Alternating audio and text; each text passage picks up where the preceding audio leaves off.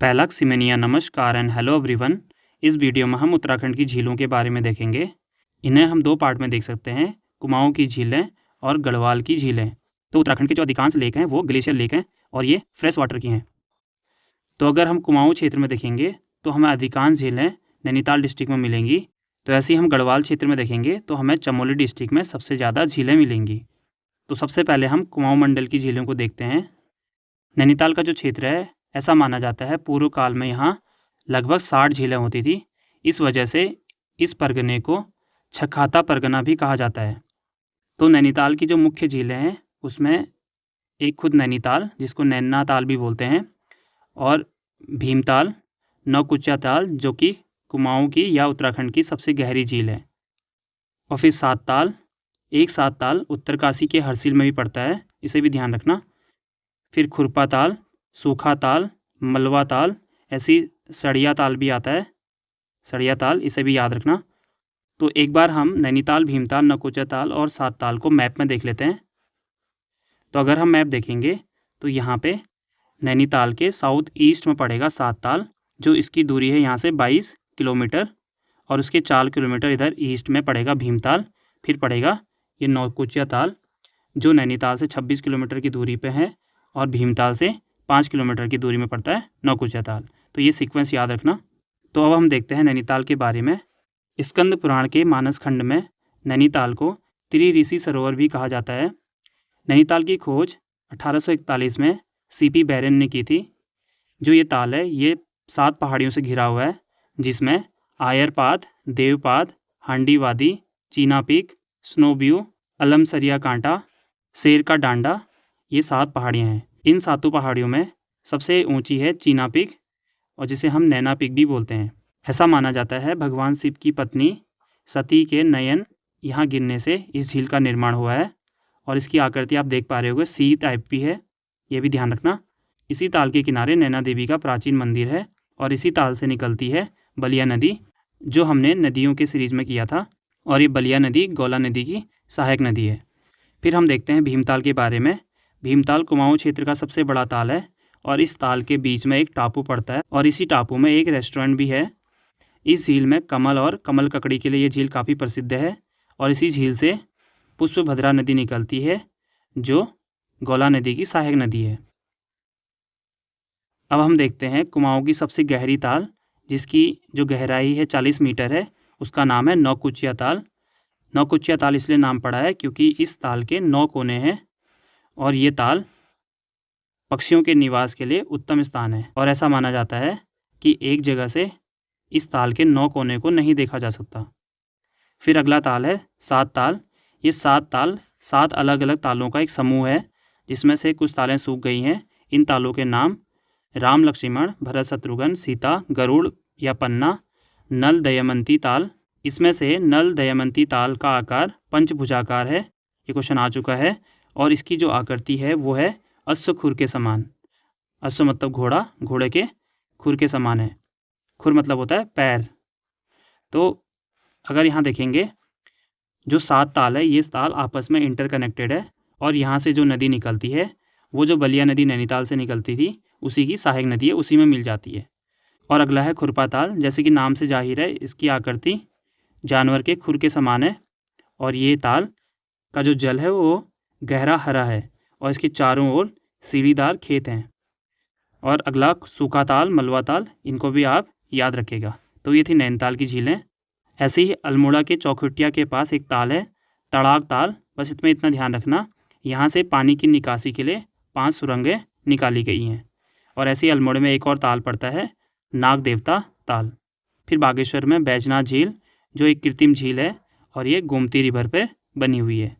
ऐसी पिथौरागढ़ में थरकोट झील, छिपलाकोट झील, धमोरी ताल। तो एक बार ये ध्यान रखना। फिर चंपावत का जो काफ़ी इम्पोर्टेंट है झिलमिल ताल। इस ताल का जो आकार है वो गोलाकार है। उसके बाद अगला ताल है चंपावत का ही श्यामला ताल, जो टनकपुर से थोड़ा ऊपर पड़ेगा, और इस ताल का जो जल है उसका रंग है श्याम रंग का। इस ताल में सफ़ेद रंग के कमल फूल पाए जाते हैं।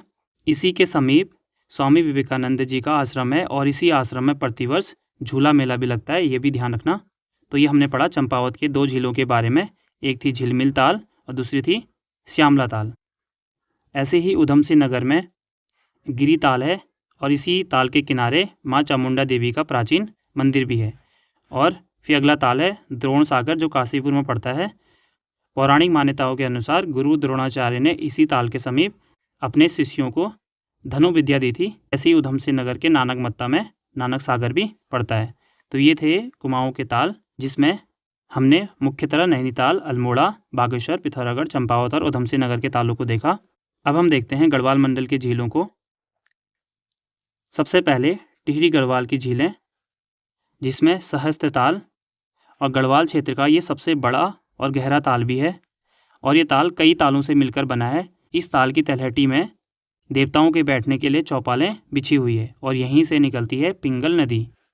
फिर अगला ताल है यम ताल। बस इसमें इतना याद रखना कि ये सदैव बर्फ़ से ढका रहता है। फिर अगला ताल है महासर ताल।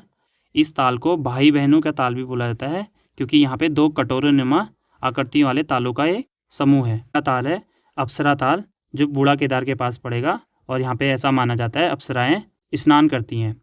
अगला है मंसूर ताल।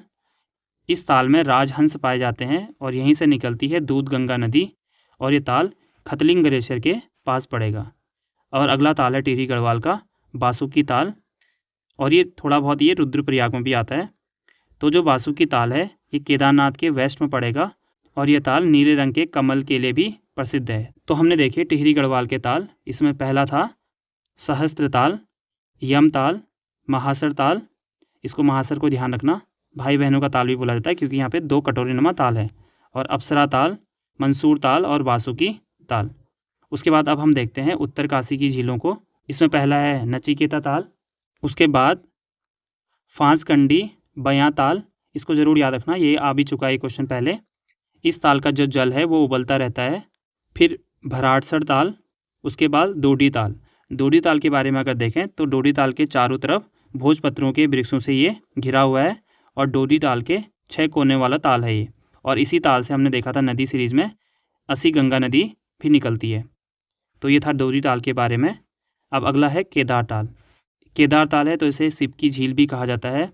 इसी ताल से केदार गंगा निकलती है और इस ताल में थलैया सागर पर्वत का प्रतिबिंब स्पष्ट नज़र आता है। तो ताल में पर्वत का प्रतिबिंब दिखता है। फिर अगला है सरताल और रोही साडा ताल और ये पड़ता है स्वर्गरोहिणी की ओर सुंदर बुग्यालों के मध्य में। और अगला ताल है सतोपंत ताल, इम्पोर्टेंट है। ये एक त्रिभुजाकार है, इसमें 3 कोने हैं और ऐसी मान्यता है कि इसी 3 कोनों में ब्रह्मा, विष्णु और महेश तपस्या की थी। इस ताल के समीप चंद्रकुंड और सूर्यकुंड 2 अन्य ताल हैं। इस ताल के समीप भगीरथ खड़ग या भागीरथी खड़ग ग्लेशियर भी है। सतोपंत ताल को क्षीर सागर भी बोला जाता है, ये भी याद रखना, क्षीर सागर सतोपंत ताल को बोला जाता है और ये त्रिभुजाकार है। अगला है लिंगा ताल। लिंगा ताल इसलिए नाम पड़ा क्योंकि इस ताल के बीच में एक छोटा सा टापू है पत्थर का और वो शिवलिंग की तरह दिखाई देता है। और ये ताल लिंगा ताल जो है फूलों की घाटी में स्थित है।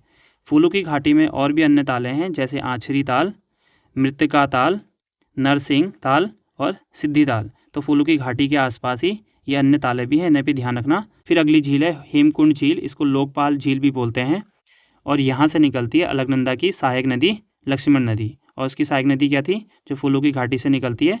पुष्पावती नदी। तो ये ताल 7 पहाड़ियों से घिरा है। ये क्वेश्चन भी आ चुका है, कौन सा ताल 7 पहाड़ियों से घिरा है? तो यहाँ पे हमें ध्यान रखना है हेमकुंड झील। और ऐसी नैनीताल भी था, लेकिन वहाँ पे ऑप्शन में हेमकुंड वाला ही था। इस ताल के समीप सिखों के 10वें गुरु गोबिंद सिंह ने तपस्या की थी और इसीलिए यहाँ पे प्रसिद्ध गुरुद्वारा हेमकुंड साहिब भी है। ये देख रहा होगा आपको। तो ये हेमकुंड साहिब गुरुद्वारा है और इसी ताल के समीप लक्ष्मण जी का प्रसिद्ध मंदिर भी है। तो ये था हेमकुंड के बारे में। सतोपंथ, लिंगा ताल, हेमकुंड, होमकुंड, बिरही ताल, रूपकुंड, बेनी ताल, ये चमोली के ताल हैं। तो ये ध्यान रखना। हेमकुंड में हेमकुंड साहिब है और 7 पहाड़ियों से घिरा है। और होमकुंड में नंदा देवी जो राजात मेला होती है उसका नंदा देवी का जो डोला होता है उसे इसी झील के किनारे एक चबूतरे में रखा जाता है। फिर ऐसे यहाँ पे है बिरही ताल, जिसको गोना झील भी बोलते हैं। ये जो है बिरही गंगा जो अलकनंदा की सहायक नदी है, उसमें पहाड़ी के टूटने से वहाँ पे 1895 में गौना झील का निर्माण हुआ था। ऐसा माना जाता है कि ब्रिटिश काल में यहाँ पे इतनी बड़ी झील थी कि यहाँ पे नाव भी चलती थी और ये 62 वर्षों तक इसका अस्तित्व रहा और 20 जुलाई 1970 को झील अपने आप टूट गई और लगभग समाप्त हो गई। तो ये है बिरही ताल या गौना झील के बारे में, जो पड़ेगा चमोली डिस्ट्रिक्ट में। अब हम देखते हैं रूपकुंड के बारे में। रूपकुंड ताल के किनारे कंकाल पाए जाते हैं, इस कारण इस ताल को कंकाली ताल, रहस्यमय ताल या मिस्ट्री ताल भी कहा जाता है। और रूपकुंड से रूपगंगा नदी निकलती है। फिर है बैनीताल। बैनीताल में इतना याद रखना, इसके निकट नंदा देवी मंदिर स्थित है। अब हम देखते हैं रुद्रप्रयाग के तालों को। इसमें सबसे पहले आता है सरवदी ताल, जिसको हम चौराबाड़ी ताल भी बोलते हैं। इस ताल में 1948 में गांधी जी की अस्थियों को विसर्जित की गई थी। इसकी वजह से चौराबाड़ी ताल को या सरवदी ताल को गांधी सरोवर भी कहा जाता है। फिर अगला ताल है देवरिया ताल। बहुत इंपॉर्टेंट है क्योंकि इस ताल में चौखंबा ग्लेशियर, चौखंबा पर्वत, यहाँ पे पर्वत कर लेना, का प्रतिबिंब दिखाई देता है। और जो देवरिया ताल है ये तुंगनाथ मंदिर के समीप पड़ेगा और ये ताल उत्तराखंड के सबसे ऊंचाई में स्थित ताल भी है। अगला ताल है भेंक ताल। भेंक ताल का जो आकार है वो अंडाकार है और इस ताल के किनारे प्राचीन काल के तीर, भाले या कटार विद्यमान है, मतलब पाए जाते हैं। फिर ऐसी रुद्रप्रयाग में एक और ताल है बदाणी ताल। फिर ऐसी पौड़ी गढ़वाल में बस 2 ताल याद रखना, ताराकुंड ताल और दुग्ध ताल। तो अगला है देहरादून, जिसमें खेड़ा ताल जरूर याद रखना, ये आ चुका है ऐसा क्वेश्चन खेड़ा ताल के बारे में। उसके बाद कांसरो ताल, चंद्रबाड़ी ताल। चंद्रबाड़ी ताल से ही चंद्रभागा नदी का उद्गम होता है, जो ऋषिकेश में गंगा नदी से मिलती है। और हरिद्वार में दिव्य सरोवर ताल है। तो ये थे उत्तराखंड की कुछ झीलें। ज़्यादातर इन झीलों के बारे में यही आता है कि कौन सी झील कौन सी डिस्ट्रिक्ट में है, और कुछ कुछ जो खास झीलें हैं जिनके बारे में यहाँ पे लिखा गया है, ये भी क्वेश्चन एग्जाम में आया हुआ है। तो जो हमने देखा था उसी का यहाँ पे मैप दिया है। बैजनाथ ये हो गया, तड़ाक ताल ये हो गया, रूपकुंड चमोली में पड़ेगा, होमकुंड भी चमोली पड़ेगा, लिंगा ताल और हेमकुंड भी चमोली में पड़ेगा, यहीं फूलों की घाटी है। फिर है सतोपंथ ताल, ये भी चमोली में ही पड़ेगा। और ये रुद्रप्रयाग डिस्ट्रिक्ट, यहाँ पे पड़ेगा देवरिया ताल, जहाँ पे चौखंबा पर्वत का प्रतिबिंब बन रहा था। ऐसी सरवदी ताल, जिसको गांधी सरोवर भी बोलते हैं और चौराबाड़ी ताल भी बोलते हैं। ऐसी उत्तरकाशी में केदार ताल, सहस्त्र ताल, डोडी ताल, नचिकेता ताल। और ये हो गया टिहरी ताल, जो टिहरी बांध पे ही बना है, आर्टिफिशियल लेक हो गया एक प्रकार से। अब से जो आने वाली वीडियो होगी उनमें हम ऐसे ही माइंड मैप बनाएंगे और इस माइंड मैप को मैं टेलीग्राम में शेयर कर दूंगा ताकि हमें रिवीजन करने में आसानी हो। तो इस वीडियो में इतना ही है, मिलते हैं अगली वीडियो में।